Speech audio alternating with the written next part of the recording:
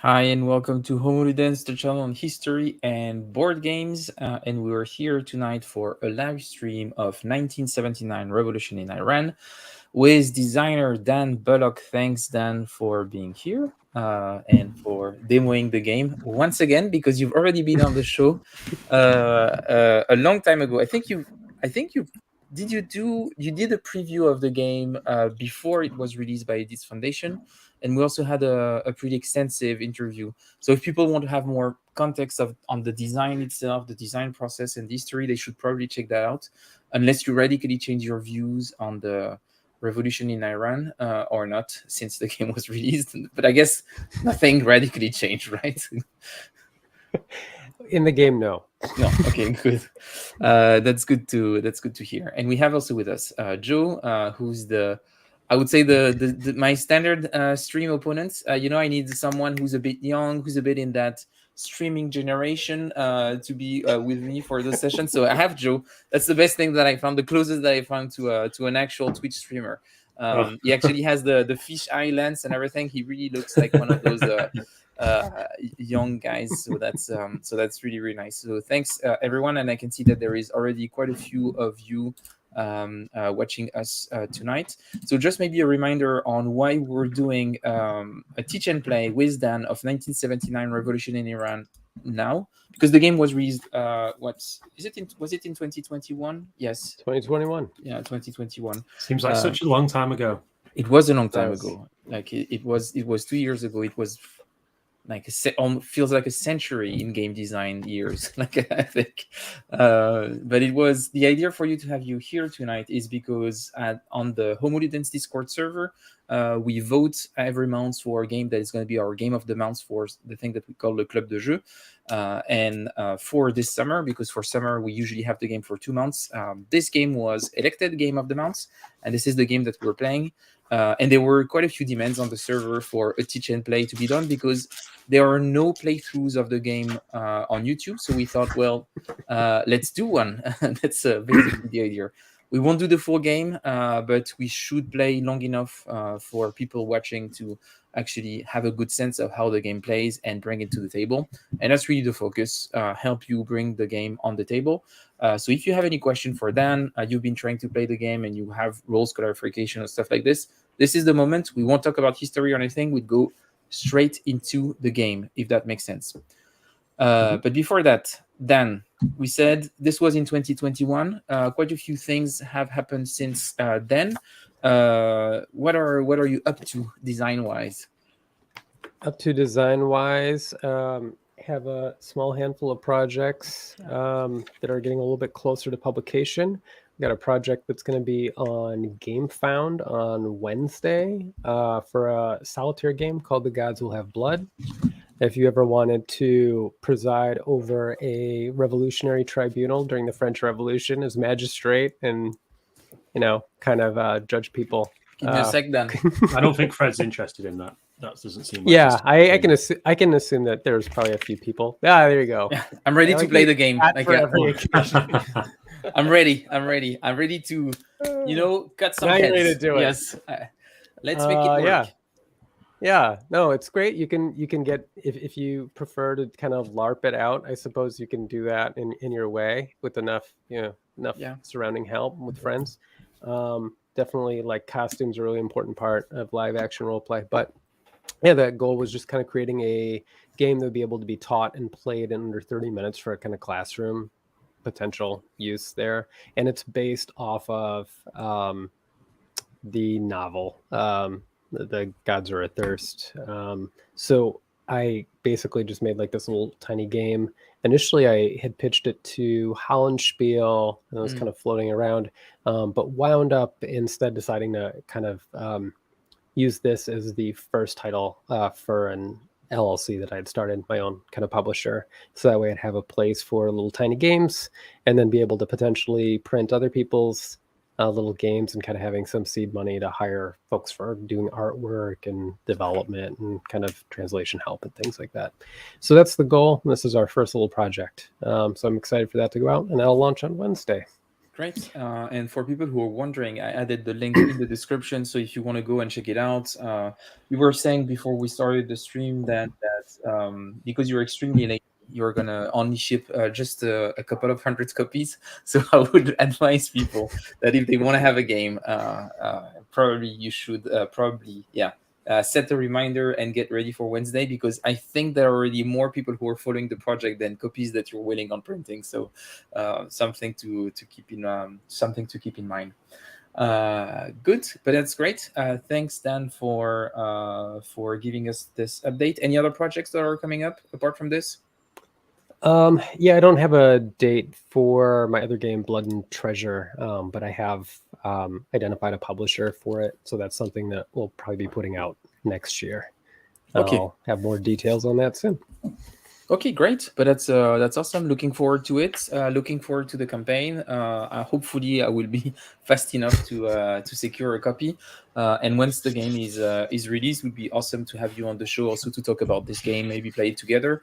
Because I am completely dumb when it comes to solo games. I struggle to play them, so I need someone to hold my hand. So maybe we can play a solo game together if that's fine. Or we'll play it with Liz. Liz offered to start a series with me called Alone Together, where I play solo games, and she's actually managing the rules because I'm too stupid to do it myself.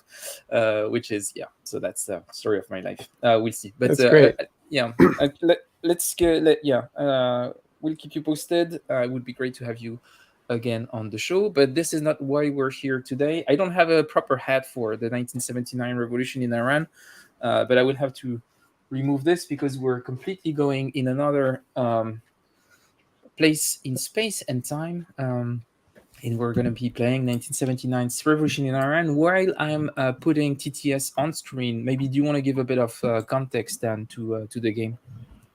Sure. So 1979 Revolution Iran is a 2-player CDG strategy game. One player will be taking on the role of the coalition. The other player will be playing as the Royalist. In the game's scope, it's basically covering the start of the nationalization movement in Iran in the early 50s, like 51 to 53, when Mossadegh comes to power.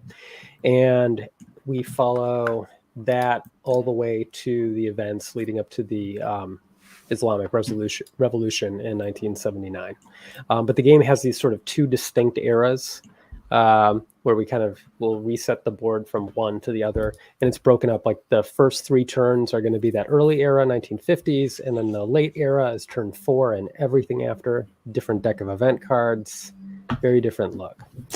So I'm going to bring that up on my screen as well so I can see what I'm talking about. And I'm trying to get this teach down a little bit faster. So believe it or not, for the past 2 years, I've just been living in a cave, going over the teach over and over again, just getting it a little faster, shaving off seconds here and there. Very inspired by Joe Byer and Stucco Joe, trying to help me with that. So first thing we notice is, I mentioned these 2 player roles. At the very beginning of the game, the coalition player is going to have a leader in power, Mohammad Mossadegh, and they are going to be trying to keep him in power as long as they can throughout the early era, and they will also be trying to advance nationalization. So at the start of the game, Iran's oil is in the hands of the Anglo-Iranian Oil Company, but you're going to be trying to maneuver it over to NIOC control. And once it's in this starred space, if it's in that spot at the end of a given turn, the coalition can just win based on a nationalization victory. And that's the good victory. That is the most desirable immediate victory condition. But otherwise, generally speaking, even though there's different things that will affect your final score, most points are going to come from players having their leader in power and being able to bury a card once per turn underneath that leader. And that's basically the value of the card that's buried will contribute its value to a VP score at the end of the game. So we have a lot of motivation to remove our opponent's leaders from power and try to get our own leaders in there in order to be able to bury those cards. So I want to start, we're looking at this map here. We've got 13 cities highlighted on the board. And cities are going to be able to kind of be where our activities and actions are going to take place. on the board. 2 of these cities are distinguished with a little red diamond. It's an oil resource space, Abadan and Bandar Abbas. These cities are important because these are places that can host oil strikes, which are important to moving that nationalization toward NIOC control. Additionally, we have a oil resource space between Isfahan and Abadan, but it's just a work site. It doesn't count as a city. And then the final location where pieces might be placed is this little red region in the upper corner, upper left around Tabriz, and that's Azerbaijan. And that's a spot that can hold units like Savak, military influence, and guerrillas. That's not going to be too important in the early era, so I'm going to kind of wait to explain it. And who knows, we might not even get that far in this playthrough, but that's just another space where activities can kind of occur. So that's our map. And then we've got this little box over here in the corner for a leader in power. At the start of the game, coalition are going to be the player with a leader in power. So Mossadegh will be in power. And leader cards have information about that might affect scoring or opportunities to score. They will indicate information on under what conditions support will be lowered during the resolution phase each turn, as well as indicate how you can trigger your events when they're played from your opponent's hand. And I'll talk about that more in a minute. And then we've got support and opposition on either side of this leader and power box. Basically, the statuses for support and opposition determine how likely a leader is to be able to withstand stability checks, which will occur throughout the game. So those are kind of our board states. And then we've got reserves. Anybody who's played like any games like Labyrinth or anything like that, these are basically banked action points for future action rounds. So you'll be able to spend them in conjunction with the cards that we play in a given turn. We've got, I wanted to see if, hold on one second. So then after that, last component I kind of want to go over is influence. So influence is how, basically what we're using or activating in order to perform actions as the coalition. And it also provides the support base that helps keep our leaders in power on the board. So most influence is denoted as one of these little discs out on the board. So influence tokens have 2 sides. One, they'll have a little icon on it that just denotes what type of influence it is. And then a reverse side that has a value. And that's the value of influence when it has been activated. For the influence that we've got off here in the supply, we've got Bazari. That's like kind of the merchant class, trade unions and whatnot. Their active sides are all the same value. They'll always have a 2 on their reverse side. And any influence that's ready has a value of 1 when it's out on the board. And that's going to be important because there will be event cards that will refer to things as points of influence. So you've got 2 different values depending on which side is face up. We've got Ulama, that's clerics within the country, and the values on the active sides are 2 to 3, depending. You have 3 2s and 3 3s. 1 Ulama starts out on the board in Com. We've got Toiler's Party. They are sort of a breakaway faction from Mossadegh's coalition at the start of the game. They are all worth 1 on both sides, regardless. But all of these different types of influence here in the supply enter the game through the event deck initially. And then Resurgence Party influence is a type of Royalist influence, and that enters the game in the late era. Savak and guerrilla units are units, not influence, basically representing military, police, and guerrillas. So they'll enter the game later. Coalition have this handy little bag here in TTS, but basically their influence is going to come from this draw pool, and theirs come in 2 colors. There's red and green. The red influence, the rows on top, is the Today Party influence. Those are the Communist Party of Iran. And then the green influence tokens are the National Front, and they are kind of the proper version of the of Mossadegh's coalition. Both of these influence tokens behave a little bit differently throughout the game and will be targeted by different events, but you're going to be using both of them and placing them out on the board to do various actions. Now, at the start of the game, there would normally be a setup where players are choosing where they're going to put what types of influence in given spaces, but to kind of move things along for the purpose of this playthrough, I'm just going to kind of go one at a time and set up stuff on this board like this, and then it'll kind of help too when I'm kind of demonstrate some of the activities can be done throughout the game. So those are different types of influence, and then finally we have military influence. Oh, I almost forgot them, but they're quite important. So they behave a little bit differently than everything else because they are cubes and not disks. They have only one state, so they're never considered ready or active. They just are. And military influence has a value of 1 each per cube, and there's only 20 of these that can be placed out on the board at any given time. And the military influence is also special because most influence, when it gets placed out on the map, is stuck to the location where it's been placed. But military influence will have the ability to be mobilized around the board with player actions. So that's our different types of influence. Next thing I kind of want to go over is just the overall turn sequence, just so you have a sense of what the flow of the game is going to be like. And then I'll kind of drill down into different types of event cards and what our asymmetric menu of activities is going to look like. So, and maybe Dan, you don't maybe have to give all of the details, because I guess that we probably go through some of them while we play. Yeah, absolutely. So at the top of every single turn, we're going to begin with a draft phase. So each player is going to be dealt a hand of 8 cards from the active event deck. And then they're going to select 1 card from their hand and be able to keep that card, basically bank it for their draft. And then they will pass any cards that they don't draft to their opponent. And they're going to do that back and forth until both players have drafted a hand of 8 full cards. I always tell players who are playing for the first time not to rely too much on reading every single event and making sure that you don't get too hosed, but rather it's usually a safe bet if you want to just kind of draft based on point value, taking high value cards first and then slowly kind of working your way down just to make sure you have a relatively even amount of APs to spend to whatever your opponent is drafting.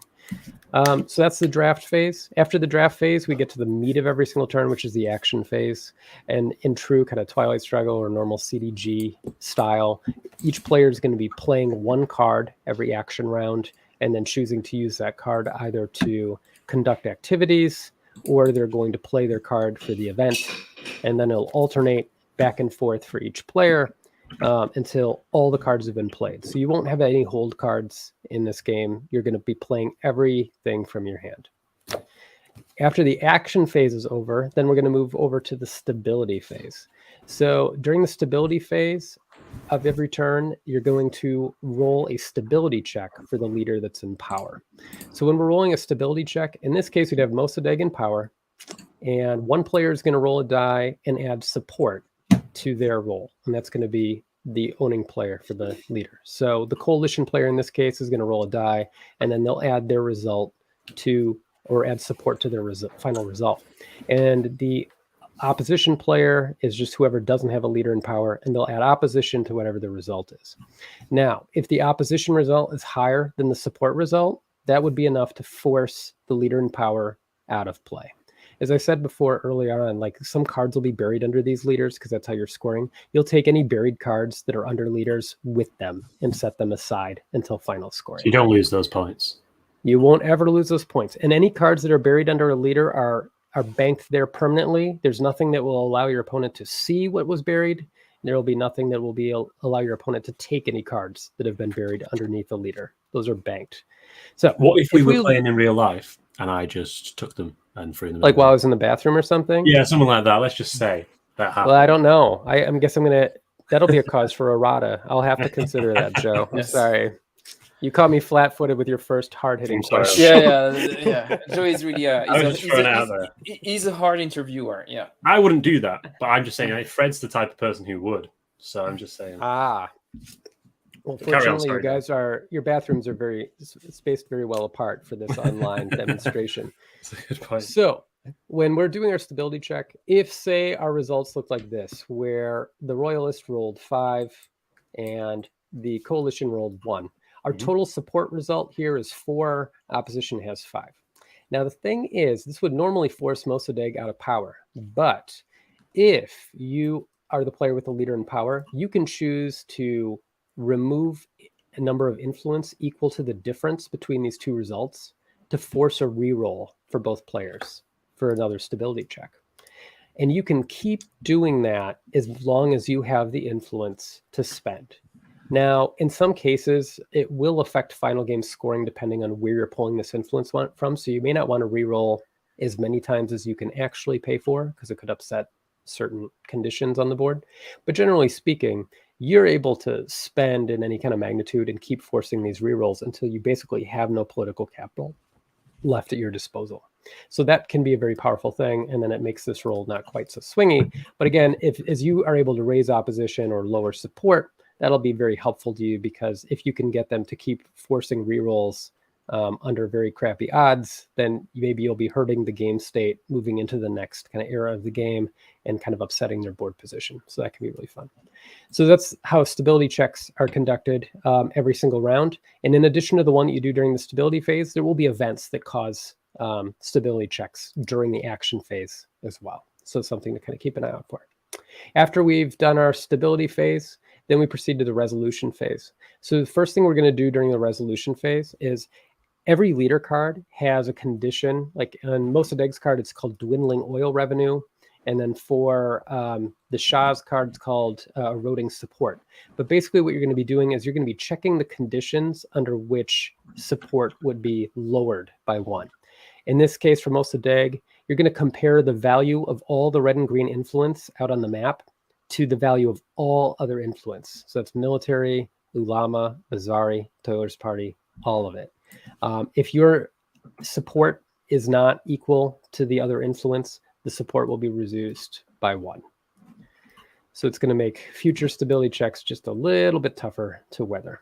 And while there are plenty of things that will raise opposition throughout the game, nothing raises support. So as support goes down, it just sort of continues to dwindle. All right. And then in addition to checking that, comparing those values for influence, if there are any event cards that are in these active event boxes on the board, we'll remove those from play as well. So that's kind of the turn flow for each turn. So now I just want to talk real briefly about the event deck and what is in it, as well as I'm just going to take cards into my hand. So I have the best. Oh, I don't have a hand. I gave you guys hands. That's something. And then I'll just pick cards from there. I think that's fine. So real quickly, we've got cards that are green. Those are unassociated events, which means that they can be played for their event effect by either player. We've got cards with a white band. Those are playable events for the Royalist player. Then we've got cards with a red band, and those are for the Coalition player. Now, in addition to those 3 types, we also have a couple fancier event types that can linger in the game a little bit longer than a typical single fire event. So there are cards that have little flags in the corner of them. Those are active events. When those are played for their event effect, they will then be added to this box. Each player can only have 1 active event benefiting them at any given time. And those events will stay in play for the remainder of the turn. And then we've got personality events. So like Zahidi here, he's a personality event. Once these enter play, they will stay in play for the remainder of their era. So either turns 1 through 3 or turns 4 and beyond. And they basically represent like an added capability or special type of activity that you're going to be able to do while those characters are in play. And there are some cards that will assassinate them or remove them from play. So that's something to keep an eye out for. But most of them are going to remain out for the duration of the era. Where do we place them when we place them on the they'll just go out in front of you. Okay. Like a small tableau. Yeah. So that's the personality events. You'll notice some of these cards also have a little CIA MI6 iconography on them, which matches this box.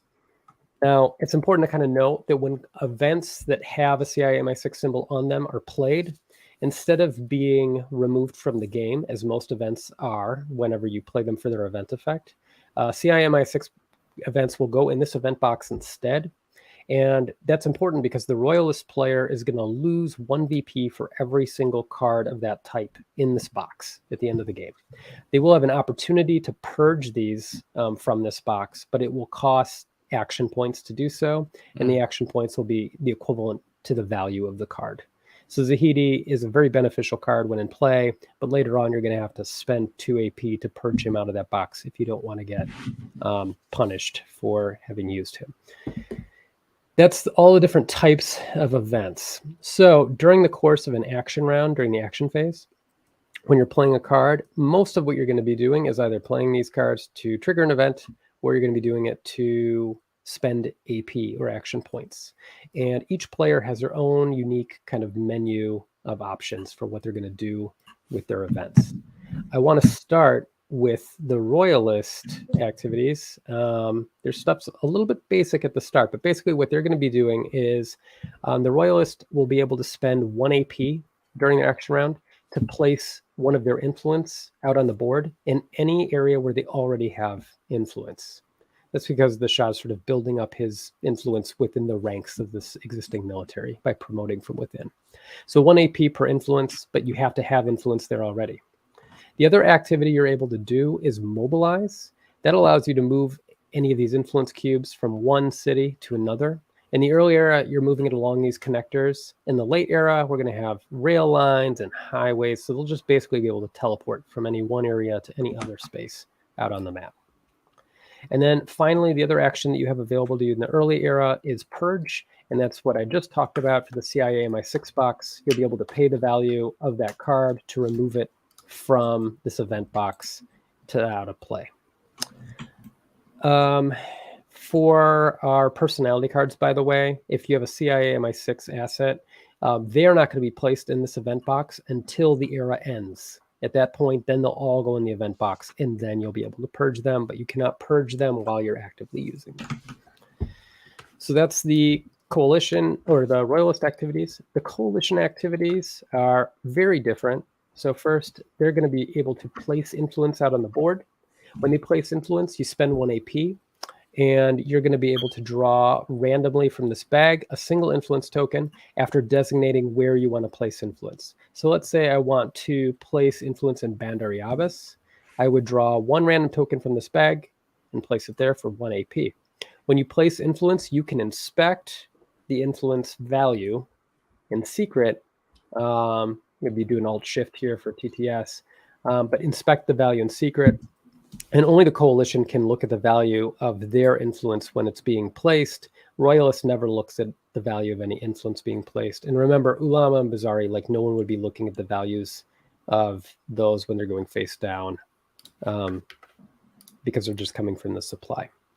So if you're spending multiple points, like I have a 2-point card here to place influence, it's still best to resolve it one at a time, because based on what you place with your first action point, you may want to place your following influence in different places depending on what the values are and so on. So let's place influence. And then there is oil strikes. So conducting oil strikes is pretty important to moving nationalization along in the early game. I'm just going to leave a couple influence out here for this demonstration. So oil strikes are good for moving nationalization over, but in later eras, or if the Shah is in power, you can also use a successful oil strike to lower support for the active leader. Because the active leader at the start of the game is Mossadegh, and he's our guy as coalition, we probably wouldn't want to use it that way. We would probably be pushing nationalization as our priority.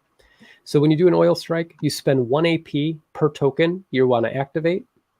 And the more tokens you activate, the better chance you'll have of your oil strike succeeding. You also need to have at least 1 red influence that you're activating in an oil resource space when conducting an oil strike. So in this case, if I were conducting this oil strike in Bandar Yabas, I would need to spend 3 AP to flip all this influence over. And now I have a 6 strength oil strike in the works. After I've activated that, then the Royalist player is going to be able to roll a die to see if they can suppress this strike. They need to roll higher than or equal to the value of the total activated influence. They'll get a +1 DRM to their roll if there's any military at all in this space. And then they can also sacrifice points of reserves to add an additional +1 to their die roll, and they'll do that before they roll anything. So they have to do that prior. Then they roll a die. In this case, it would be a failure because they only have +1 for the military presence there. So their total is 4. The strength of the strike is 6, and that would be enough to allow nationalization to be moved over 1 space to the right. So anytime you have a successful oil strike, the coalition player is going to have to take this oil strike marker and place it out on the reserves. If it's already out on the coalition reserves, they'll lower it 1 space. This is sort of placing a cap on where the coalition reserves can be. So at this point, once it's at 3, it's not going to have too much of an effect. But as it dwindles down, you're going to have fewer points at your disposal for the reserves. And reserves are kind of handy because you can use them to activate additional tokens when you're conducting these kinds of strikes. Put this back over here for now. So that's an oil strike. Labor strikes are very... Oh yeah, sure. Let's take there is just one question from Alan here, and it's nice because usually we've been doing a lot of PJAMA streams so early in Europe time, so most of our viewers in the US cannot attend, so that's good that we have Alan back, and Alan is wondering if there is a Nightline card in the game. I guess would be in the late era.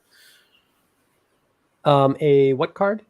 So if you can read the comment on screen. So he's wondering if there is a Nightline card with Ted Koppel announcing the day 101 of America held hostage. Let me see. Nightline card, Ted Koppel, day 101. There is not like a Nightline card. We do have hostage crisis events in the late era. And there are actually 3 of them. And the value, they are kind of based on like the value of individual hostages that are taken during the crisis. And that's an additional potential space for coalition to score VP. But that's only in turn 7 do those cards enter play. Sorry, nice. Alan, I had my head down in TTS and I'm not looking at comments. So it's just like, I heard Nightline. I was like, oh my God, is there an event I don't remember that I created? No. I will read the comments. I didn't think that you were on TTS. That's my bad. No worries. And I was going through the late deck to see if I could also show one of those events that are here. Yeah. I can actually have this. You can see it. I'm probably going to put it on. Yeah, this is one of the the cards around the hostage crisis here.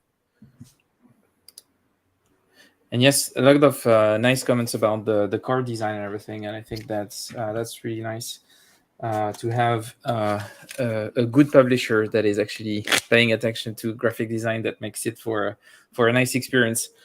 Not mentioning any other game that you might have done before that had extremely disgusting artwork, and that actually, I think, impacted my enjoyment of a rather pretty good game that was completely screwed by its publisher. But I'm not saying this. This is not what I'm saying. Because if I start criticizing that publisher, people get upset for some reason, so I'm not talking about it. I'm just saying that having nice cards for once for a Dan game is a nice change, and I did enjoy it. I always enjoy not... Go on, Dan. I was going to say, I always enjoy not providing my own graphic design for a game. Yes. I was going to say, I thought the beta art for Into the Shadows was perfectly fine, Fred. That's okay. Into the Shadows is in playtest, and I think that GMT is potentially one of those crazy publishers that doesn't use playtest art for publishing. But apparently it's not all publishers, so it was a surprise to me. But that's, Actually, I think Terry Leeds has got the artwork right now. He's already started working on it. So that should be great. So oil strikes, that's kind of our protocol for how we're going to conduct those. They're pretty handy. And again, you're doing that to advance nationalization if you're the coalition, or lower support when there is when the Shah is in power, and kind of cut him off at the knees in that way. So the other type of strike that you're going to be doing some of during the course of the game is labor strikes. And labor strikes are very similar mechanically, but The difference is when you perform a labor strike, you need to have at least one national front, that's green influence token in that space. You can obviously activate red to contribute to labor strikes, but the purpose of doing a labor strike is you're trying to raise opposition out here on the board, and it can also erode or cut into Royalist reserves if successful. So early game, you don't really want to be doing any labor strikes while you've got Mossadegh active. But there will be instances in the early era where maybe some other leader will come into power and you'll want to do that. But they are an important part of the game nonetheless. So when we're performing that, let's say I had 3 AP, I could activate any of these 3 tokens to perform a labor strike. This is a much weaker strike than my previous one. So let's say I spent a 3 AP card and I'm doing that. So now I've activated a total of 5 strength of influence in this spot for the labor strike. Now, similarly, the Royalist does get a +1 to their die roll when they roll against the strike to try to suppress it. They get to add 1 if there's any military presence in Kerman. There isn't any. Then they'd get to sacrifice Royalist reserves for +1 AP for each spent reserve, and then they would add it to their roll.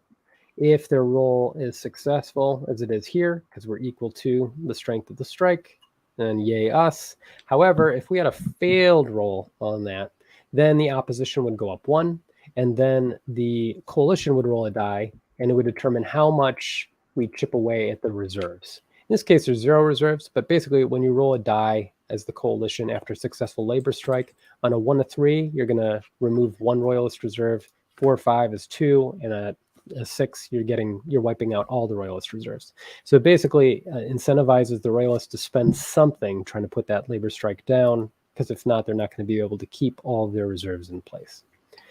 So that's how labor strikes function. And in the late era of the game, you'll be able to incorporate Bazari and the Merchant Guild into those two. So you'll be able to use these orange influence tokens for your labor strikes at that point.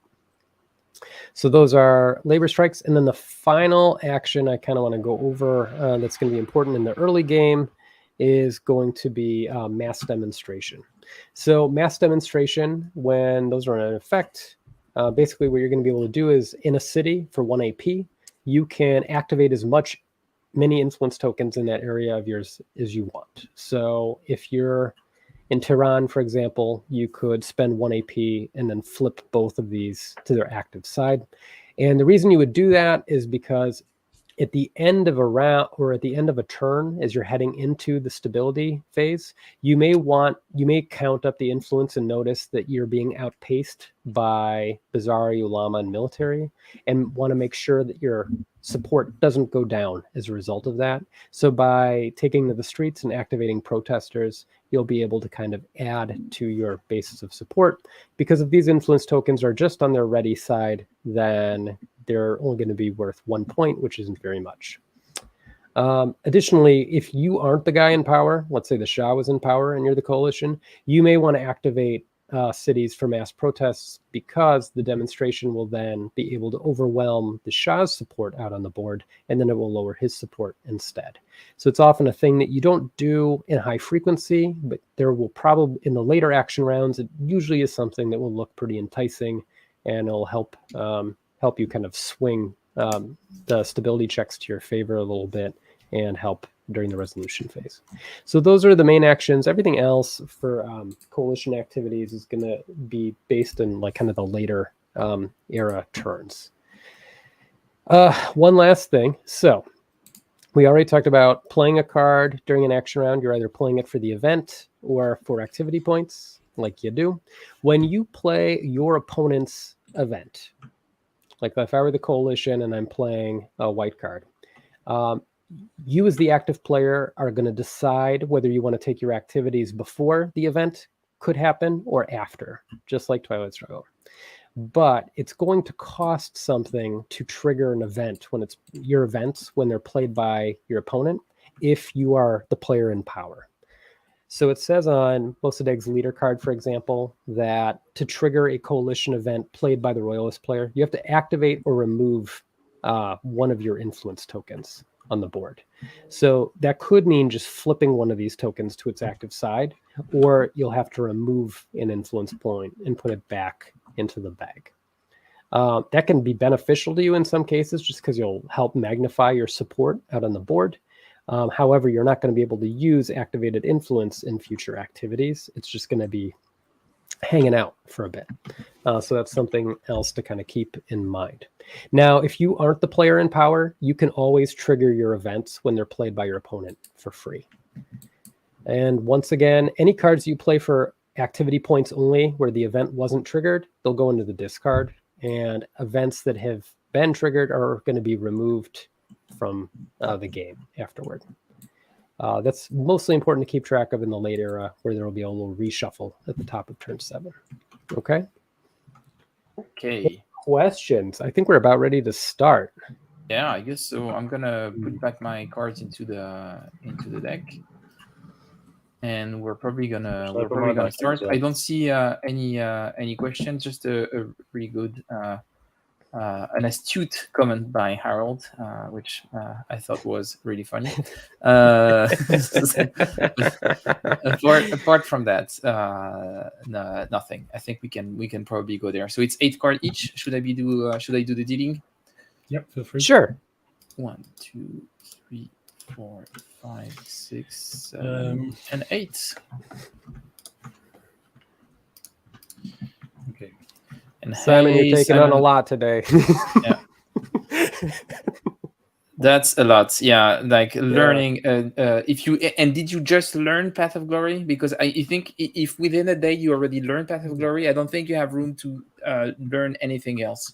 I think you need to take a nap, Simon. Have a lie down. Let the blood get back to your head. He's probably just a towering intellect. He's gonna like fall asleep with like an OCS rulebook under his pillow. He's just like, I need to listen more.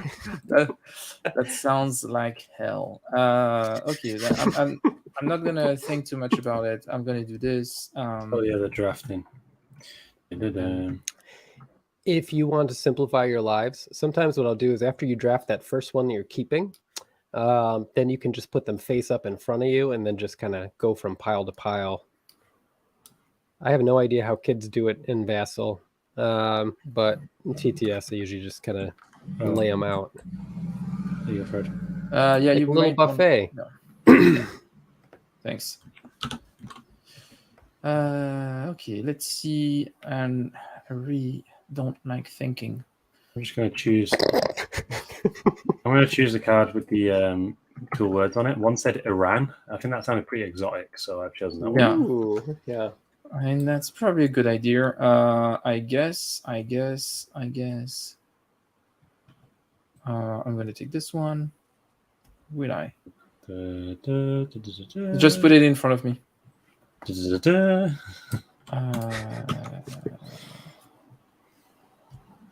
I think I'm going to do this. I'm going to use that. Do this. And then I'm going to... Oh, sorry. I can just take them if you want. If that makes sense. Yeah, just take them from... If you can take them from my hand. Yeah, perfect. Thanks.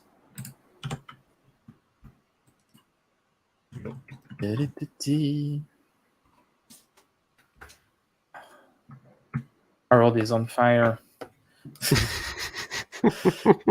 You're gonna have some problems, Harold. I tell you. This makes people upset. This is the thing that we're not allowed to talk about. I don't know why. Harold's talking about Philip Pullman's literary classic, The Golden Compass. Yes, he is, and I was a fan of that one as well. Yeah, it makes people really upset when you talk about that novel in the wargaming circles. You're just a party pooper when you mention the fact that this novel is not great. I'm not sure why. And you can take the cards if you want. Thank you. That just seems funky. Very funky. Funky card.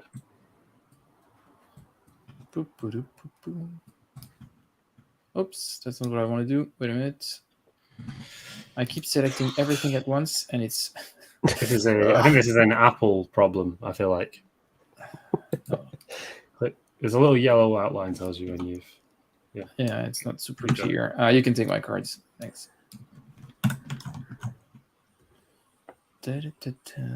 See, if I were doing this mod again today, I would have scripted this draft. But now it's just like 3 games ago. I'm probably being a little lazy, but I just want to work on on the new designs. But there's going to be a new printing of this one. Is it a second edition, or is it going to be a new printing? It really is a second edition because we're going to have a different rule book for it. Okay. Oh, thank God. No, I'm joking. it was definitely, it was a little bit rough. I'll be honest, Joe, like when we were doing that, the rule book, I will just say, it was planned to be a certain page count, and the page count went down, and that definitely influenced kind of what the overall presentation was of the rules and kind of how we went about it. And even though I'm very grateful that we had an example of play in the book, I personally, I like case number type of rules like a little bit better. So I felt like it being conversational and then being shorter, that was just a couple of constraints that I hadn't originally planned on dealing with for writing that rule book. Yeah, it's a tough one. I mean, I did like how the size of the rule book was quite nice. I mean, increasingly, I'm finding it very frustrating to have a rule book that is like the Ticket to Ride size box folded out. Yeah, and you're just like, you can't set anything up. I thought that was good. More aerodynamic when thrown too, I think. When into the bin, yes. But I didn't think it was too bad. It just made it. It's the one thing that stopped me from playing the game in real life at all. Especially you spoke on your next game being a little bit more educational. Trying to teach this game to people at my work, for example, or my partner makes that much more harder. See, that's why I'm not good at teaching games.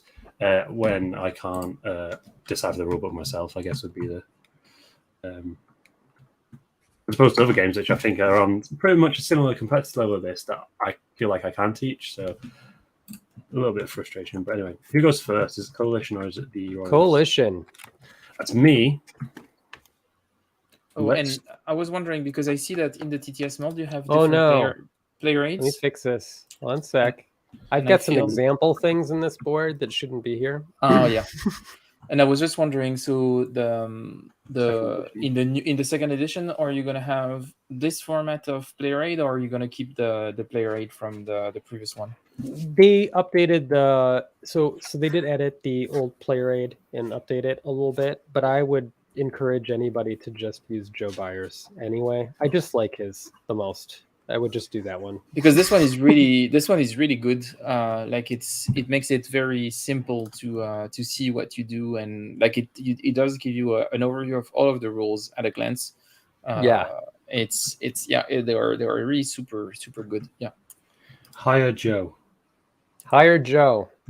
I'm trying to. What the heck is going on here? Like a lot of the events as well, read as kind of being. They're not super they're quite subtle in the way that they maybe are beneficial. I don't know if that's the right way of putting it. Like sometimes it feels like. I think some of them are. I also think that because it's like a lot more text than you normally have in these types of games, it's probably a little bit more overwhelming when you're doing the draft. But players are probably thinking, once you have experience playing it, you're thinking more about you're thinking through your turn or the sequence of playing cards. As you're drafting a bit more than you would, and then like from action round to action round, you're just kind of like, and then this. Like I feel like the action rounds normally went a little bit faster in tests. I think that's a really good point because I think I'm going to play this by the way for its event. I think so. I replace like this. Well, I can choose a military influence, so I could go like Bandrabas or Abadan or Tehran. Do you want me to quarterback you a little bit? No, fuck off. No, go on. All right, let's go player? Wild. No, I go was on. just going to say, see, early on for Coalition, their main thing that they're going to be trying to do is set themselves up to do oil strikes. So because this is going to be played through the red influence, you're going to probably want to get that out onto the board in an oil resource space versus Tehran specifically. That makes sense. Tehran is bigger on the map, though. Yeah, it is bigger. It's a big chungus. It is. Okay, that's That's where I would set my drink. So that's why that's the bigger spot generally. But on the little TTS map, it doesn't matter as much. And you have a question from Nomad here asking how different will the two editions be? So you said different rule book, but apart from this, is it going to be more or less the same art and box, or? Yeah. So honestly, it's a few changes to cards as well, but the cards for the most part don't act differently. It's just over the months after the game was released, there was a little bit of, there were notes about ambiguity for certain card effects. We just stated things a little bit more clearly on the cards. So there's not like a change in rules per se, it's a change in the rules presentation. And for the event cards, it's also like just kind of, if it needed to be clear, like that it was only affecting this city or during this phase is when this card will take effect, then those were kind of things we try to highlight in the cards. I pull one randomly here, Dan, from the draw pool. Yes. Until it's a red, yeah, Bandari Abbas. And then the military influence went back to his little military influence space out there. There we go. Now, some will say that's a really tactical play from me.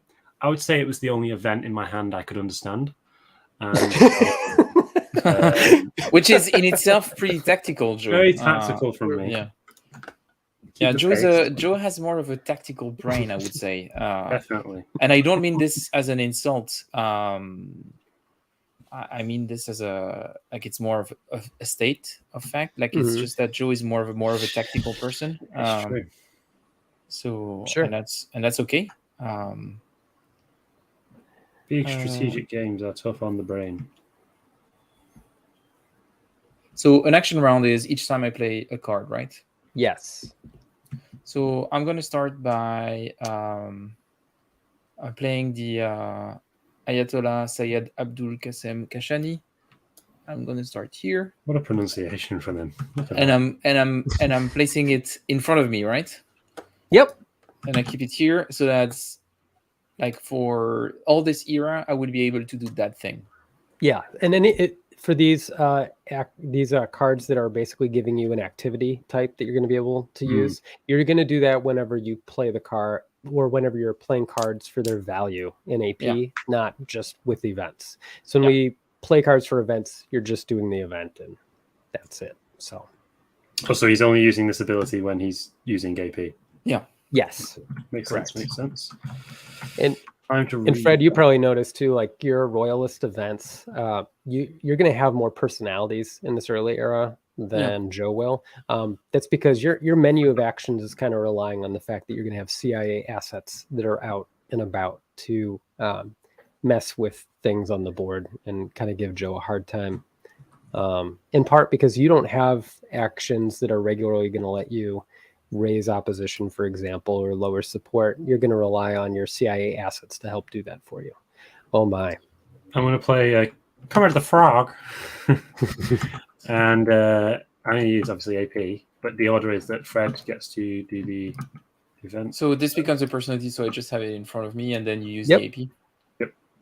And I can use the AP to place influence because that lets me set up for oil strikes and labor strikes. Well, I don't care about labor strikes too much right now, but oil strikes, right? Right. And then remember, I don't know if I mentioned this, but when you're using a card for AP, you can mix and match what types of activities. Oh, okay. So you could do one for an oil strike, one for a labor strike, for example. Yeah. And any points that you don't spend on activities can then be invested in your reserves. Oh, in your reserves, of course. Yeah. I much prefer, personally, at least the way the reserves works in this, in comparison to Freedom, which we played recently. Check out the video. Yeah. Like and subscribe. Yes. Yeah, Joe, do your work. Do the promotion thing. Somewhere. Did you remind that like in the description there is a link to support us on Ko-fi to be part of the Homo Ludens server? I posed when we were doing the example. I posted what my hand looked like because it was pretty funny, pretty hilarious, and I posted it in the Discord channel. People aren't going to get that joke unless they donate to the coffee, and then they'll be able to get that joke. Yeah. So everyone else is laughing their heads off at the moment, but that's not a thing. I get to look at this before I place it as well, right? Yeah. Yep. Oh, nice. I didn't know there were 6s in the game, Dan. Honestly. Oh, that's fine. That there. And I'm using all 3 APs for this, I've decided. okay. More oil, more good. No, Fred, there are no 6s in the game, but you must have found that when you were in the washroom. I'm guessing. Probably. I had it upside down. It was a 9. It was a 9. My bad. He's a washroom cheater, apparently. He is indeed. Okay, I'm done. Okay, you're done.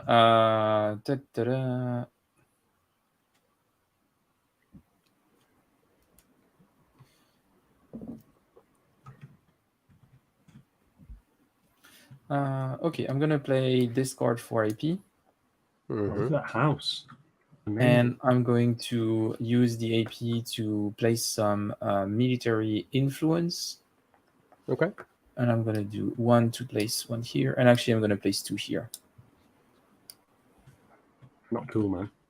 This goes into the discard. You can activate the event, I guess, but you probably don't want to do that. Your big yummy zeros. Use Royalist reserves to construct activities. I could have maybe used... So that's the thing I was wondering. Should I have placed 2 military influence, or should I have placed 1 military influence and then place 1 ulama influence? Military can move, also, right? Yeah, you could also have done the 1 AP to flip the influence, the ulama and com that's out right now to its active side. Yeah. Yeah. Those are 2s and 3s, right? Yeah, but this I would have the option to do it, I guess, later. I wanted you can to do it later. Yeah, to flip this one before. Before it ends. We were playing our full hand, right? Yeah. Yep. Oh, I should have played this earlier. Let's do it. Let's play the bank. The bank. Yes. We'll play Monopoly here. It's bank time. So we're just going to both roll a die. We can't add reserves because we both don't have any. Yeah. But we're basically... I'm just going to win this roll. It's pretty simple. And just laugh. And what does it do if you win? If I win, then I'm going to get an extra AP per card I pay. Card play for coalition activities for the turn. And you rolled a 1, right? No, I didn't roll yet. Actually, didn't. You cheated. Everyone saw it. Everyone saw it in the chat. Everyone saw it. And then you rolled a... My God, They'll back me up. Awful. And I rolled this is classic Royalist propaganda. I'm throwing your dice over there. I don't want to see it anymore. Guys, can we get some activity in the chat, please? Let Fred know that. Quel enfoiré. Mais quel enfoiré. From now on, I'll get 1 AP for the turn. The turn being like, I think this, yes, turns here. Okay, I'm going to do this for AP. And I'm going to move 1 military, 1 here, and then he's going to... Do I do this first? Sorry, Dan. Can he move twice? No, I'm going to make you activate it after I'm done. Oh, you get to choose, don't you? A military unit, can I move them twice in a single turn? Yes. Okay, so that's what I did. I just placed 1 military here. And now you can activate, but remember that you have to pay the cost with Mossadegh. By activate something if you want to trigger the event. To trigger the coalition event played by a Royalist player, you must activate or remove either 1 National Front influence or 1 2-pack influence. True. Which I guess is advantageous for me to... Okay, that's why it would be good to activate a whole city, I guess. Mass demonstrations. Because then I can then flip them back over as opposed to having to remove them from the board. Is that... But are you triggering the event or not?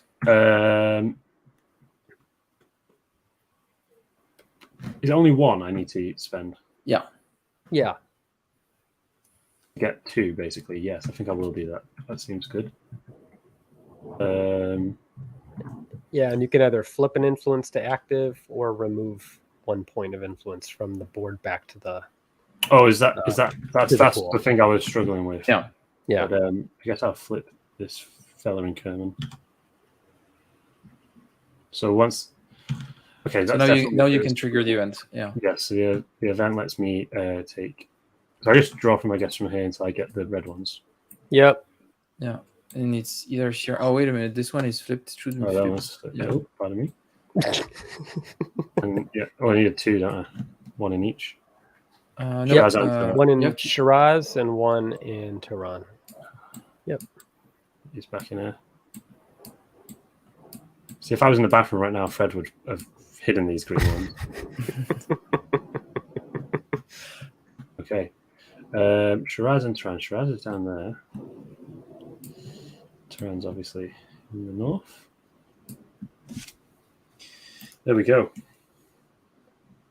I did it. Now you can take your turn. Yeah. So I'm going to use the Hague sides with Iran. Big mistake. Just for its AP. Is that a huge mistake? I take it back. Is nationalization, should it start at 3 or should it start at 4? It starts at 4. Sorry. Yeah. That was from my use it for its no, you said it right. It's just that Joe played it with it and accidentally put it at 3. Classic. Check the VOD. Everyone go back and get some engagement.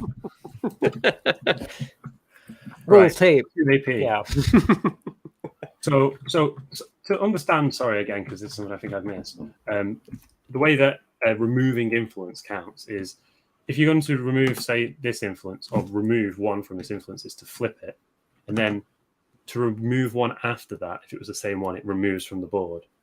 Is that how it works, or am I? So you're either activating it for the Mossadegh card, or you're removing it. But anytime you're called on to remove influence, you can remove both ready and active influence. Okay, but anything flipping can stuff get to removed active is good because at the end of the round, the way Yes. the thingy works. Okay. Yep. So in regards to like doing AP and then just to be clear, thingy is an official game term in the rulebook. So that's in second edition. I'm writing the rulebook. I know I was complaining about how bad Can't it wait was. to read it. Way worse. So to mass demonstrations would be good potentially in Andrabas. Yeah, I honestly think when you're doing mass demonstrations, you're probably not going to do them in the oil resource spaces. Okay. Only because the oil resource space, you're already going to be doing strikes. So those guys are going to be active anyway. Okay, I'll spend 1, in which case to... Yeah, and Eric, just to answer your question, yes, this game is... So we are playing on TTS right now, and there is also a Vassal module that was released, I think, last year. There, you can play it either on Vassal or on TTS. So we're going to put this in Banderbass. And then... So oil strikes are total influence that is activated, but 1 AP per influence activated. And 1 must at least be red.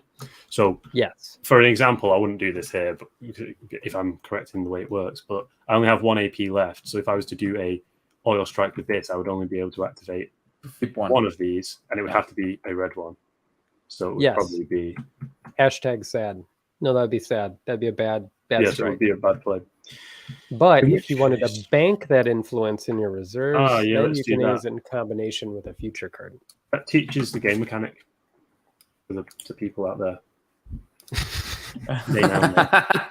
Okay, I knew how that worked, but no, of course you did. Can I go now, Joe? Or you're done with teaching people how to play the game? So I'm just teaching people, Okay, so I'm going to play this for AP, and I'm going to place 2 military influence straight in Bandar Abbas because I'm already there. Mm-hmm. And now you can activate this, but you have to flip something active. I'm all right. All right. Good.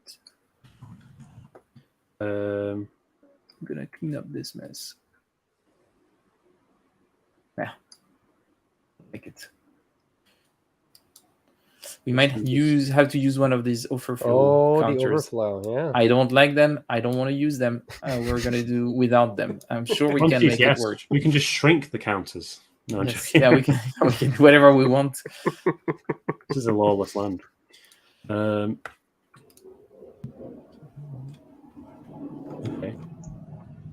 Is this even good?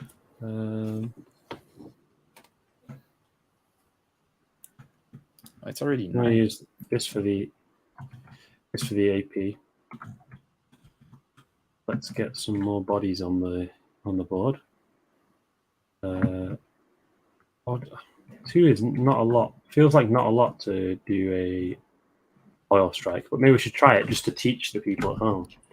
Well, you have a third point in your You have a third point from this, and you have this also.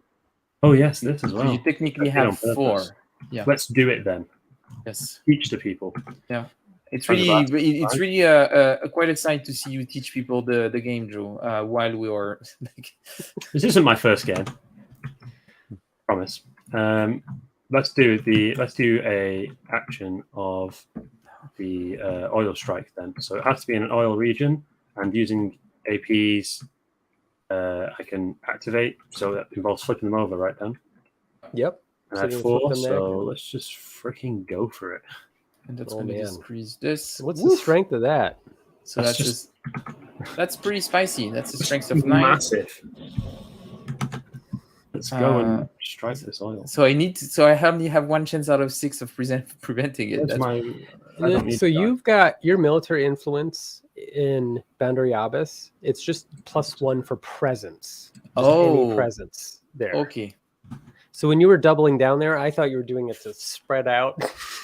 Yeah, you made a mistake there, Fred. You didn't read the rules. So right now, you're only going to get the +1 for military presence there. So I cannot I cannot block it. Yeah.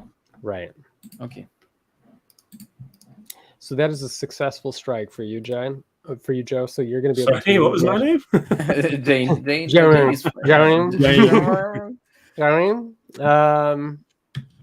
After only a single beer. And then, so nationalization is going to move over 1 spot to the right. But you're also going to place the oil strike marker on the 3 space for coalition reserves. Because you have your first successful strike.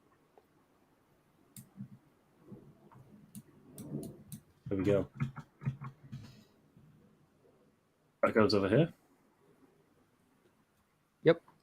It's Frederick's go.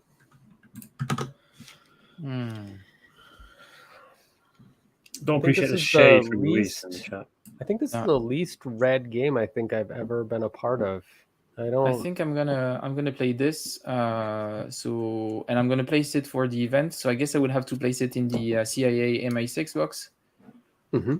If I do, you get to use the ops as well, the apps. Yep. Because of Kermit. So I'm gonna do the event first. I'm gonna place 1 Basari influence in a city, and I'm gonna place 1 Basari influence in. Is Kerman a good place to?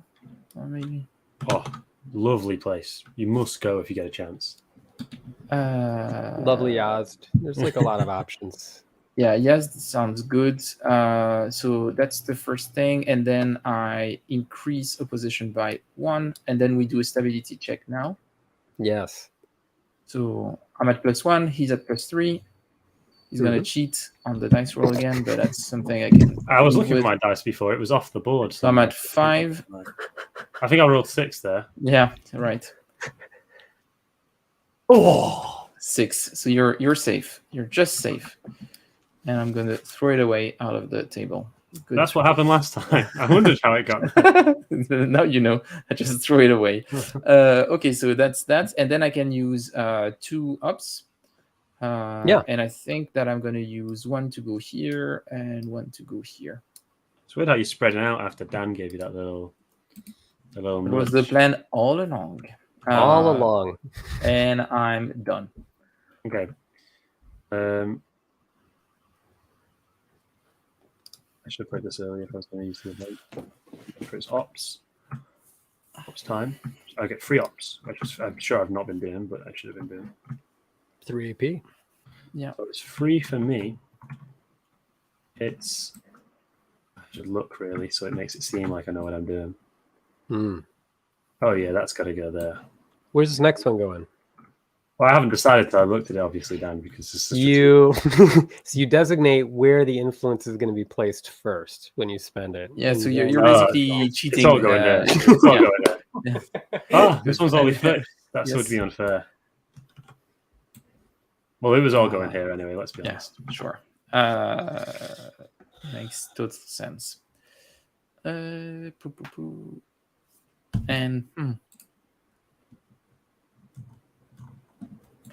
Actually, I think I'm gonna play this as the active event. So we won't do a stability phase, but he will have to either lower support or discard 2 national foreign influence tokens. So I think that's probably a good deal for me at this stage.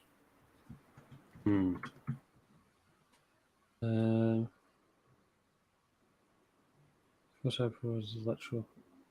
It's in the discard. Is that something I have to do now? Is it in the discard? What? This bit.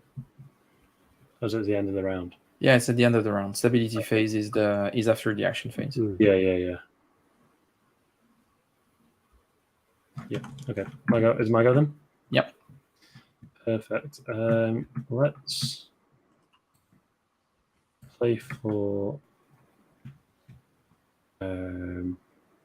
What do we just flip? Flip all active influence to ready. So that would be table for another one. This is active, isn't it? Active and ready. That wording is definitely confusing me a little bit. But I'll just do that. Which are? And that can go over here. Off to you, Fred. Mm-hmm. I'm a bit stuck. I cannot use this event, so I'm just going to play it for AP.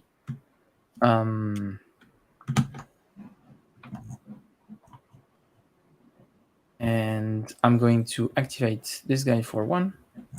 Nice. And then... Spicy. You put that there, didn't you, Dan? Yeah.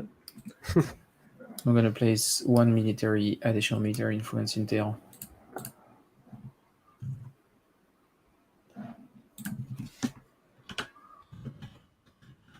For those watching at home, I could activate this because I had this card here. It's not a standard action. Could you pronounce that card again for us, just for the people at home? No, I'm just too much looking forward for you to teach us more of the game, Joe. We don't have time for this. Tell us more about how the game is played. Interesting thing, guys. I get to decide if Fred does the event before or after. Mm-hmm. And that looks like too much for me to read. So I'm going to say, Fred, you can do it beforehand. Okay, so remove 1 military influence from 2 map areas with another resource, which I have, so that could be possible. Place the IOC marker on the status to the right of the nationalization marker. But what? It's this one. Oh, okay, so I would place something here, right? Yes. So that would block it? Yeah. It's going to block it. That'll be the thing that gets removed next time instead of... And that's this. Yeah. Okay. I'm going to do this. I'm going to place it here, and I'm going to remove 1 from here and 1 from here. This is exactly what I wanted, baby. Let's go. Crack me up. Next time nationalization I can move. Yeah, sure. So I got 2. Oh no, I don't. I only have 1 because it's not a red card. So it's time to put a little fellow into Istefan. Now I can look at him. Very interesting. How does this oil location work again, Dan? Sorry, just while Fred is taking his last turn. I'm sorry. What was your question? The oil location between Abadan and Istefan. How does that work? So you can place influence there. It's just not a city. So for the purposes of oil card effects and thing, yeah. Okay. Well, can I put that there then instead before Fred takes his turn then? Yeah. Would make sense. I'll put it right over it. There you go. Okay, and so I'm going to use it for ups, and I'm going to move that guy from here to here. Wouldn't have done that, but that's all right. Okay. And that's the end of this round. This gets removed. Yep. In the stabilization phase. That'll be during the... Oh, right, because we're skipping the stability phase, correct? But that has to be paid for... for that. So it's either 2 National Front influence tokens out or lowering support. Obviously, you probably want the National Front to get removed, but... I won't tell you how to live. And Joe, the question is to you. Yeah. If Mossadegh proposes electoral reforms and discard, is it? It's not, is it? Oh, is that card not in the discard? No. So Mossadegh seeks emergency powers is. Okay. So therefore, I don't have to do any of that. So it's not okay. Okay, so it regards to something that is in. Oh, okay. So I could have used the up. So it stays here in the active events up until. No, everything that's in the active events box will get removed at the end of the resolution phase. Okay, because those events have been played. Okay, so that would go out. It goes to out the game, right? Out of play. Yep. Yeah. So for now, we would do the stability phase first. Well, the card still reads as if, to me at least. Dan can obviously say that.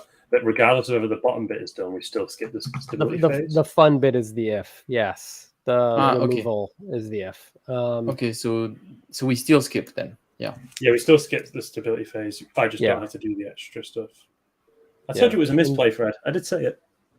And then we are checking, though, for the resolution phase as well. We are going to be looking at the dwindling oil revenues effect on Mossadegh's card. So you have to count up the red and green influence values to make sure that it's more than the value of all the other influence out on the board. 2, 3, 4, 5. These are still ones, right? There's just ones right now. Yep. So it's 6, 7, 8, 9, 10, 11, 12, 13, 14, 15, 16, 17, 18. So 18 to 96. I only count 1 for those and 3 for him. Oh, because obviously these are units, not these don't. No, military influence counts as 1 per. Okay.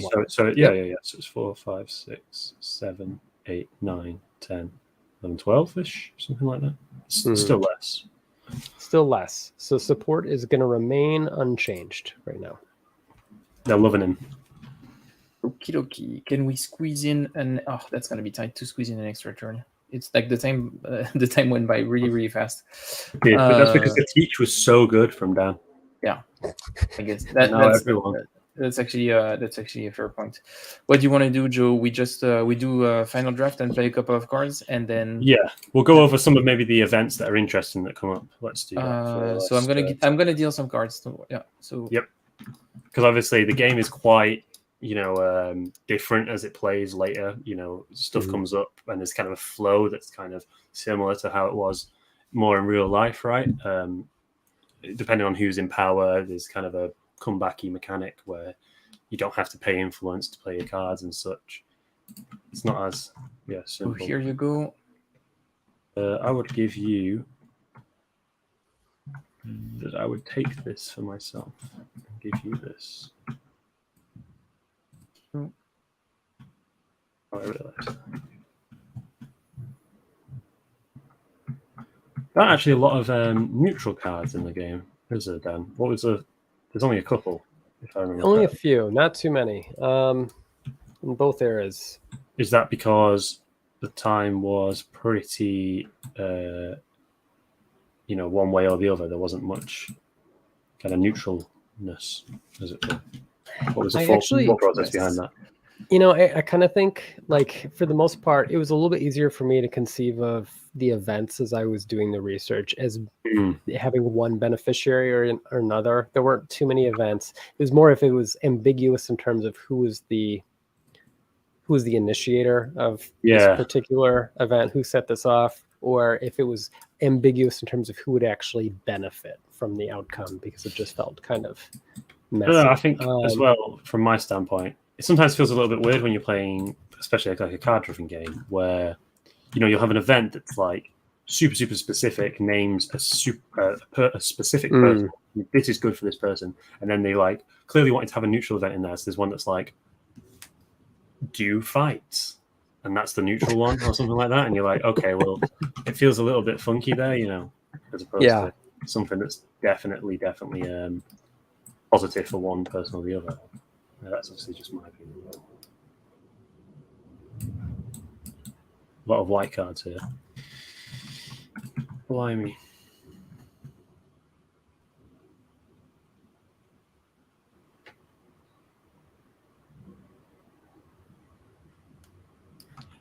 You just flipped all my cards over, Fred. Still selected. Yeah, you still had it. That's pretty funny. Well, if this has done nothing else, I'm sure it's made people really happy about their choice whether or not to play this over TTS in the future. I definitely graceful draft. Yeah. I mean, I think that's, again, I know people I've talked to have played the game. The draft is kind of, I think the way you described it earlier made a lot of sense as to kind of one of the negatives I've seen about the game is kind of the draft adds this extra length to what could otherwise be quite quick back and forth. But if you're thinking about the way you did, or you said, I should say, it's actually the draft that's where you're technically playing, and the actual playing's a lot more streamlined because you've already made your decision. Kind of, I'm going to play this, and this. I think the cognitive load on those first couple games is a lot more though than probably what most people experience with something like Twilight Struggle because they're. Hey, Patrick. And does the rulebook? I might be remembering incorrectly, but does the rulebook say something like on your first game, just kind of take half and give the other person half, or something like that, or is there not? No, but I know Joe's. What would that piece do? Like he basically was just like kind of was basically advising people to sort of skip the draft when they first played it. I will say I had a couple testers who were very vocal about they always just draft for AP value and they didn't really look at points for things that they were doing. AP obviously being analysis paralysis. Yeah. And Joe, you're still going first, I think. Yes. I'll play, so you get to play it. This big freer. Do you want me to do it first?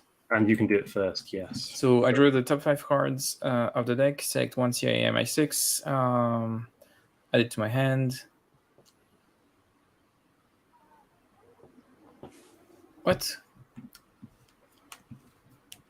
Shuffle this event with the unchosen card back into this event doesn't get removed from play. Oh, this one. Okay, yes, this event, this one here. Yes. Okay, yeah. Okay, so I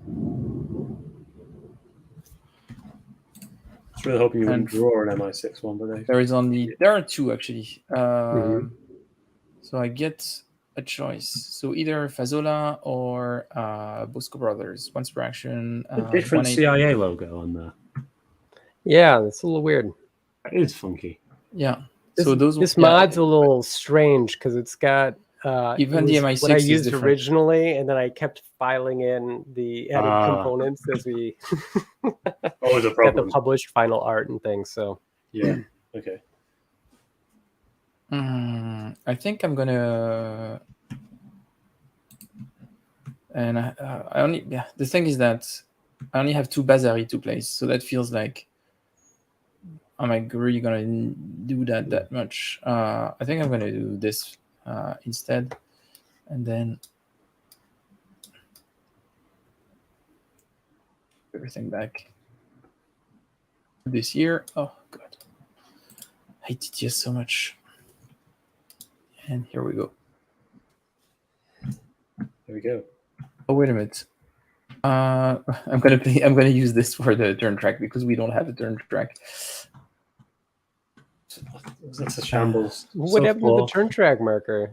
I have no idea. There wasn't one when we spawned in. I don't know. Yeah, I don't think maybe Fred threw it off the board. Yeah, probably in an act of rage. Quickly deleted. Interesting. And now it's my turn. Yes, so we'll probably do this one last card, right? And sure. Yeah. I want to ask Dan in regards to kind of like the Immortals token, that level of kind of chrome or theme. At what point when you're designing a game are you kind of going, okay, we're getting a little bit too much into kind of the semantics, getting too specific here, or is that something you're just kind of? I was reading an interesting thread the other day. It was to do with a Eurogame pipeline about how the playtesters played the game for months and months, and the game was completely. They realized they've been adding stuff in, and because those people originally played the simpler version, it was easy for them to add it on. So they had to strip it all back when they realized actually if this goes to consumer, this isn't going to do as well because people are going to have a hard time. Is that something you think about, or are you in this game particularly going hard for the, grand strategic as specific as possible? It's probably I'm definitely, this one's a little bit more driven by trying to incorporate a lot of different effects that are, even when you have a basic system that you think is working, you trying to figure out, well, how would I depict this, like political gambit or this particular event? I think those are the things that felt a little chromier to me, but I also didn't know I felt a little strange about leaving them out in some cases. Whereas something like the Immortals unit, it's just a special military influence token that can't be shot by guerrillas. So that in TTS too, that's like what impacts. Sometimes what we think of as being too much complexity is somewhat determined by how you test a game. If you test things digitally, there's things that won't seem as complex because you're being tested in that way, and then things that will seem more complex because, for example, a draft in TTS is like a little clunky and weird without a script. But if I have a special token or piece on the board, I can put little highlight text that specifies what it does, and that doesn't feel as chromy in a mod as it does in real life when players are like, what the hell is this little lion? What am I doing with this? Like, how do I use it? Things like that. You put a little text over it if you hover over it for long enough that just pops up. Yeah. So, that's what it is. But I think that's a really important point because I guess I could foresee myself definitely being the type of person who's like, well, I've got to include the Immortals. We've got to include this. We've got to include that. Yeah. So I take a step back and go, hang on, there's like 17 different unique units in this game or whatever. I'm not saying that's what happened here, but it's definitely interesting to get your insight in that. Yeah, I definitely think too, if I was designing this now in 2023, I probably, over time, I've been trying to get a little bit more streamlined instead of adding more kind of chrome. And trying to figure out how to work within the framework of what I have. But I also thought this subject matter made that very difficult because I knew from the onset that I wanted to have each player having an opportunity to be in power and feel like what it's like from both sides. And in order to do that, you had to have this weird arrow switch and kind of reset the table in between these two courses. And that is pretty divisive, I think, to some players too, if it feels like they're not just starting at a barren board and then building up toward the end of the game. But I typically like in games actually when they allow that reset and you can kind of reflect on that. Like I love PAX Premiere. I was going to say that's a great example because what you said there really sounds to me like your answer to the question was kind of, well, it depends what you want to say in the game. And what you wanted to say in the game was it was an up and down, it's tumultuous, just as the same way PAX Premiere's whole message is it wasn't one person in control, it was, sporadic. And that give that impression, as opposed to just putting everything in history and suddenly you realize you haven't made a board game, you've written a book, It's interesting. Yeah. There's like an interesting thought too. Like when I was talking with Cole about like interviewing him about design, he had this great point about proper nouns in games. Like when you have cards that represent personalities, players don't necessarily absorb them through anything other than their in-game effect.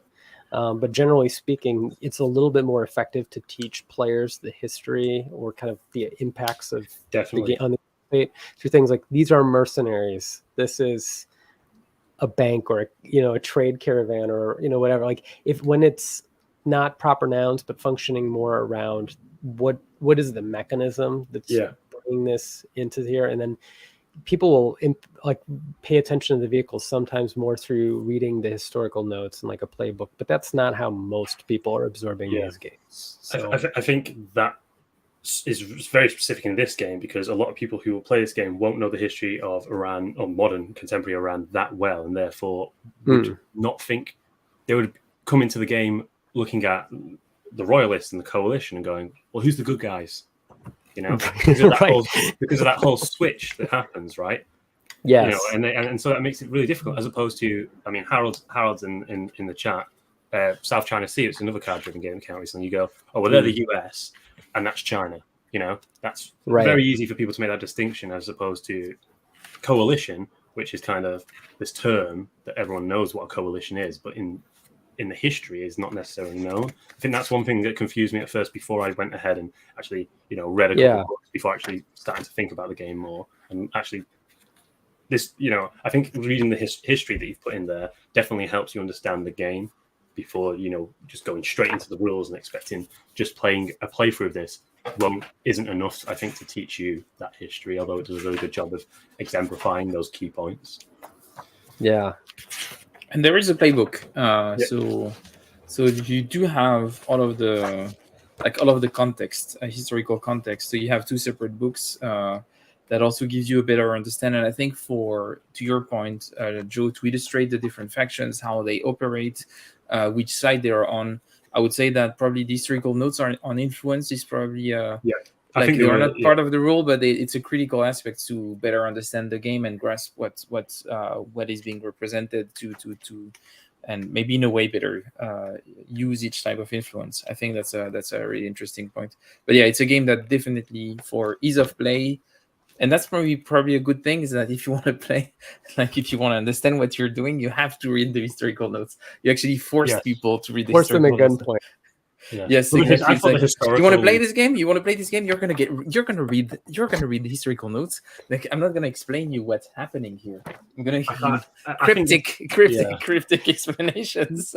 Yeah, it's very interesting too, because a lot of it is a lot of it kind of stems from an unwillingness too to I didn't want a red versus blue game. I didn't want it to have area control, and then because it's Iranians in the foreground trying to seize control of their own fate in this particular context, it's a little tough to comment.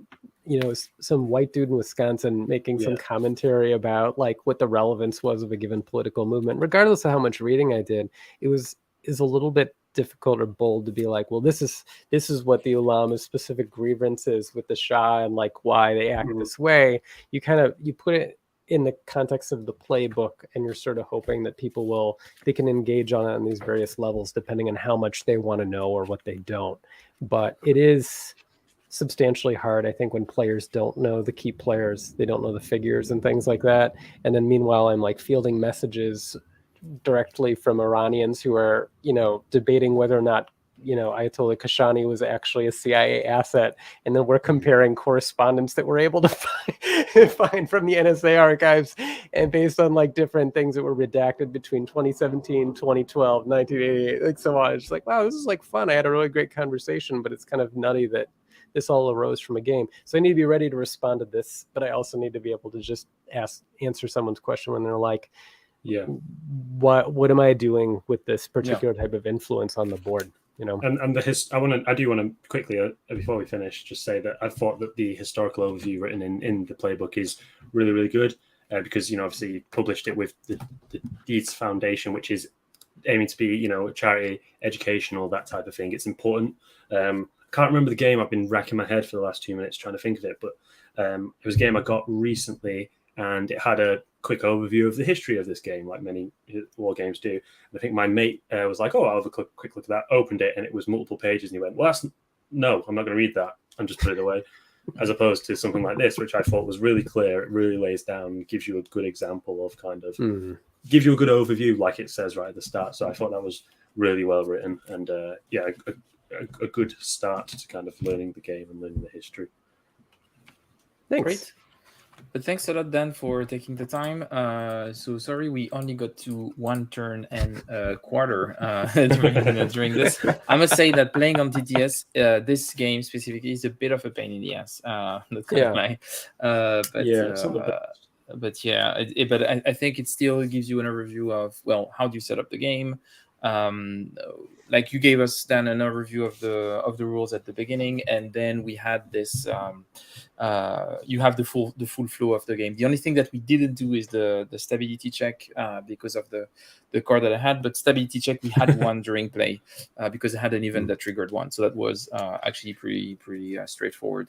But yeah, so I think that's it for tonight. Remember that on Tuesday we have Jason Matthews and Jason Carr. So Tuesday at the same time for this stream, and we're going to talk about the present and future of the Twilight Struggle series, because it's a series now. 2 games have been published, a 3rd game is going to come. So we're going to talk about this. What's the plans and what are the games we can expect, and what's going to happen design-wise to the series. Like, are they going to also change the pure Twilight Struggle engine to represent different aspects of the Cold War? So we'd have this, and then I don't know when is the next event. I'm not sure. I don't remember what's my schedule. Where's my small book of things where I know what I've planned. So that's Twilight Struggle is coming up, and then what's the next thing?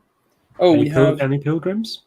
No, so Pilgrims should come probably at the end of this week. So the review of Pilgrims, and then next Sunday we're gonna have with Joe the final game of the British Way. So that's gonna be the end of the campaign. Joe Dewhurst, not Joe cool Dewhurst. Yeah, no, the old Joe. And Steven is gonna be here. And then what's coming up next? I think that's pretty much it. And then on Friday the 4th, there would be 2 streams in the same day. So that's going to be a pretty spicy day. And at some point, but I will tell you more about this. There's going to be a surprise guest on Friday the 4th. I'm really excited about this. It's the first time that she's going to be on the show, and I hope it won't be the last. But you'll hear more if you follow me on Twitter or subscribe to the show or donate and hear about it on Discord, because the people on Discord already know what's happening on the 4th of August. Anyway, thanks a lot again, Dan, for being here. Thanks, Joe, for all of those really interesting questions and comments, and also for illustrating how not to play 1979 Revolution in Iran. Says the person who played the card that stopped the stability check. So the event was, and I think we all agreed, the event was pretty poorly written, and I think this was really on. And Dan looked at the event and said, "On this one, I fucked up. I dropped the ball. It was like by the second edition." Maybe it'll be better. It could have been clear. It was pretty clear. I think if you have the first edition, I would recommend you burn it and you pre-order the second edition. That's the only way. And join the Discord to ask Dan questions. Because he's on the Discord, so you can harass him directly on Discord, send him DMs, mentioning him all the day, asking him all rules questions that you have. So that's the thing to do. He's actually like embracing this. He wants that. Yeah, so that's good. And remember that on Wednesday the 26th, Dan's campaign, the gods will have blood, will drink. Something like this is gonna start. And the link is in the description. So thanks again to everyone, and see you soon. Bye bye everybody.